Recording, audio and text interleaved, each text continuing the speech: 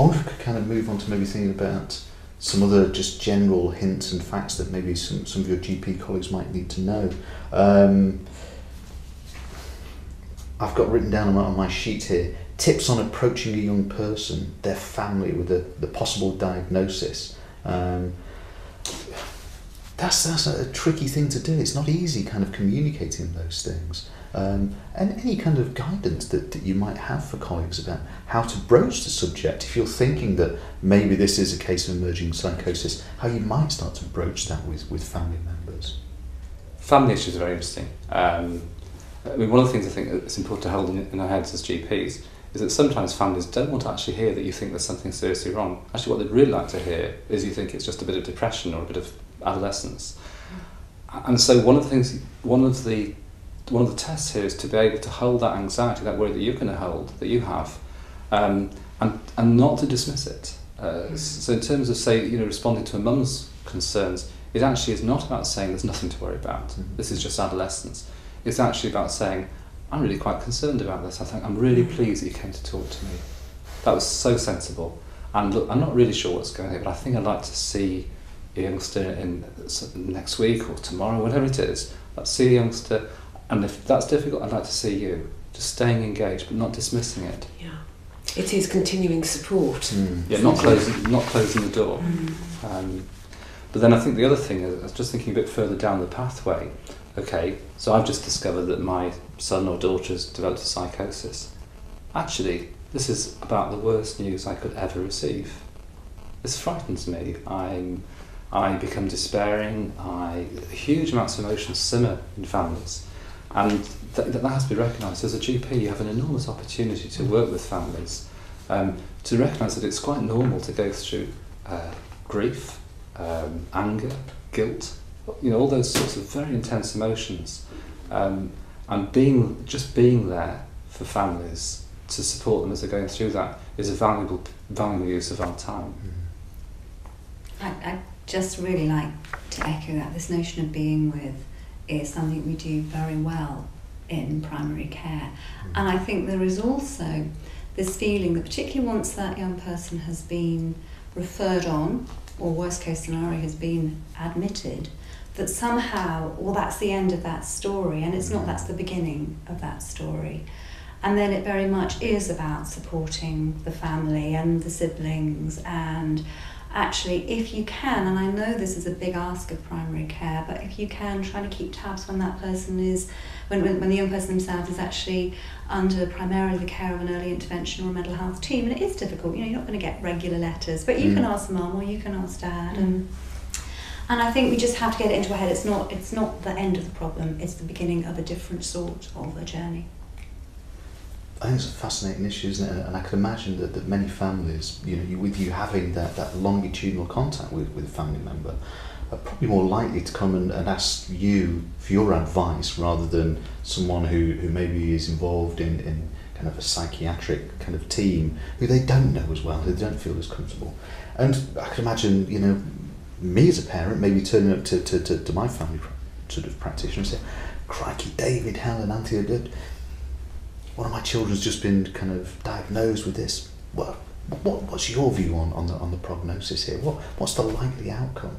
How would you kind of think about kind of answering those questions? You have to maintain hope and an optimism. I mean, as well as stating the risk of relapse, but I think hope is paramount, and I think as GPs we mustn't be scared. Patients like the normal service of primary care, and it's not rocket science to actually deal with these patients effectively in a very supportive manner. And the facts are that someone having a first episode of psychosis would expect to settle down, symptoms reduce, psychosis disappear within 8, 10, 12 weeks. That's what happens for about 80% of these young people. So that's one factor. Remember, the majority of people with the first episode of psychosis recover, and they do so within 2 or 3 months.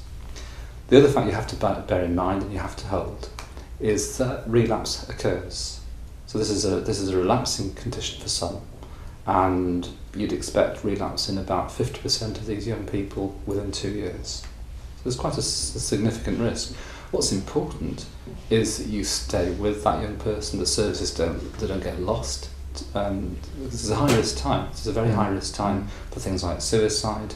So it's important that people stay connected with services. As a GP, often your job is navigation, trying to explain to people and families why this is important, what the game plan is here. So I think that trying to emphasise the importance of working with people as their psychosis settles down, the value of good, strong engagements, the issues of relapse can be dealt with. So preparing people to know what to do if the early signs of a recurrence of psychosis come into play, that's important. And to be there very quickly to take note of that and secure firm engagement with the specialist services. But I can't completely agree with Anthea about this thing about holding hope.